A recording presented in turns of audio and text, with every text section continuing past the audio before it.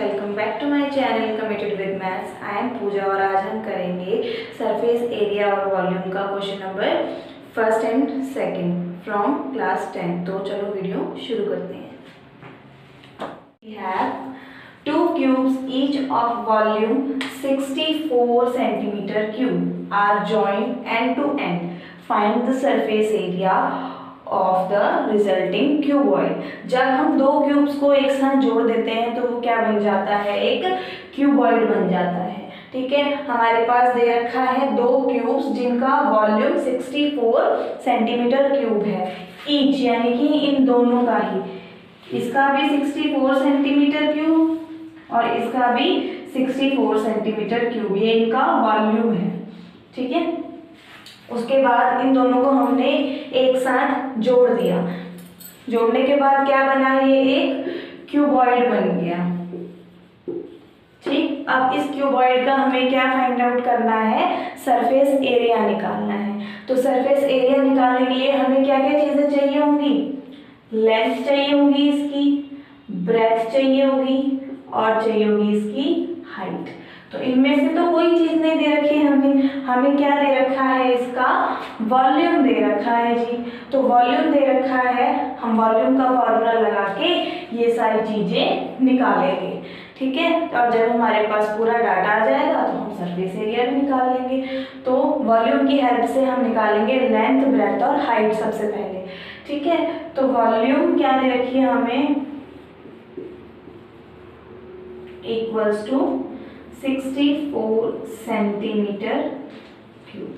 ठीक, उसके बाद वॉल्यूम क्या होती है क्यूब की, ए क्यूब।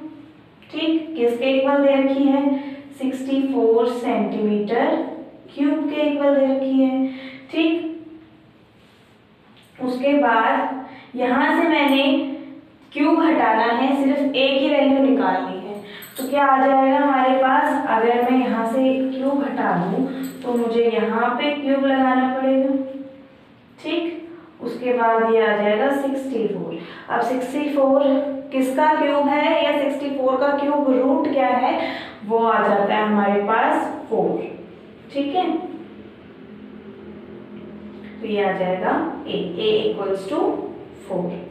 ठीक है, हमारे पास ए आ गया 4, यानी कि लेंथ भी 4, ब्रेथ भी 4 और हाइट भी 4। क्योंकि क्या है, ये एक अलग अलग क्यूब्स हैं और क्यूब्स की सारी साइड्स सेम होती हैं। हम इनको जोड़ने के बाद क्यूबॉइड बना रहे हैं। तो हमारे पास क्या आएगा, यहाँ पे इसकी लेंथ क्या है, 4 है। एक क्यूबॉइड की लेंथ 4 आ गई। उसके बाद दूसरे क्यूब की लेंथ भी क्या निकली, 4 निकली हमारी। दोनों को प्लस कर देंगे तो क्या आएगा, 8 आ जाएगा। तो लेंथ क्या आ गया, 8। ठीक है, उसके बाद ये ब्रेथ है, ये क्या आएगी हमारे पास 4, और ये जो हाइट है वो भी क्या रहेगी, 4 रहेगी। तो लेंथ, ब्रेथ और हाइट हमारे पास आ गई 8, 4 एंड 4। अब सरफेस एरिया ऑफ क्यूबॉइड निकालना है हमें। हमारे पास सारी मेजरमेंट्स है, यहाँ पे हमने निकाल ली। उसके बाद हम सरफेस एरिया का फॉर्मूला लगाएंगे, सरफेस एरिया ऑफ क्यूबॉइड। ठीक है, तो ये होता है हमारे पास 2 into L into B plus B into H plus H into L. ठीक, इस फॉर्मूला में हमें ये हमारा डाटा फिल करना है। ठीक, तो अब हम फिल करेंगे इसको। 2 इंटू लेंथ कितनी थी हमारी, 8, तो यहाँ लिखेंगे 8 इंटू ब्रेथ थी हमारे पास 4। उसके बाद प्लस करेंगे, ब्रेथ है हमारे पास 4, हाइट भी है हमारे पास क्या 4। उसके बाद प्लस करेंगे, हाइट है 4 और लेंथ भी क्या है 8। ठीक है, अब इसको सॉल्व करेंगे, जो हमारे पास इक्वेशन निकली है। तो 8 4 जा 32 प्लस 4 4 जा 16 प्लस 8 4 जा 32। ठीक है, 32 16 प्लस 32, इसको मल्टीप्लाई करना है अब 2 से। तो ये अंदर वाली जो डिजिट्स हैं इनको हम प्लस कर लेंगे। 32 and 32 and 16, 2 to 4, 4 and 6 10, 3 4 5 6 7 8, ये आ गया हमारे पास 80। इनको प्लस करने के बाद आया 80 और मल्टीप्लाई करना है विद 2, तो 80 multiply by 2 equals to 160 centimetre cube. ठीक, ये क्या आया, इसका सरफेस एरिया आया।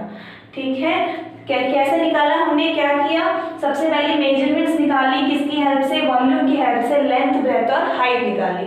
जब हमारे पास लेंथ ब्रेथ और हाइट यानी कि पूरा का पूरा डाटा आ गया तो हमने इसको फॉर्मूले में पुट कर दिया बस। ठीक है, तो अब चलते हैं सेकंड क्वेश्चन की तरफ। Question number 2 we have a vessel in the form of a hollow hemisphere mounted by a hollow cylinder. The diameter of the hemisphere is 14 centimetre and the total height of the vessel is 13 centimeter. Find the inner surface area of vessel. क्या बोला है, एक vessel बनी है हमारे पास, कैसे, होलो hemisphere दे रखा है। पहले हमें क्या दे रखा है, एक होलो हेमिस्फीयर यानी कि इसका ऊपर ये खोखला है बिल्कुल। ठीक है, ऊपर से खुला, ये हेमिस्फीयर है। उसके बाद दे रखा है mounted by a hollow cylinder, उसके ऊपर क्या है, सिलेंडर बना हुआ है।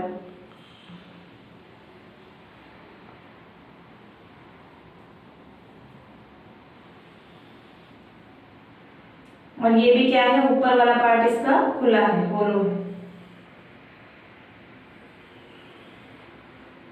ठीक है,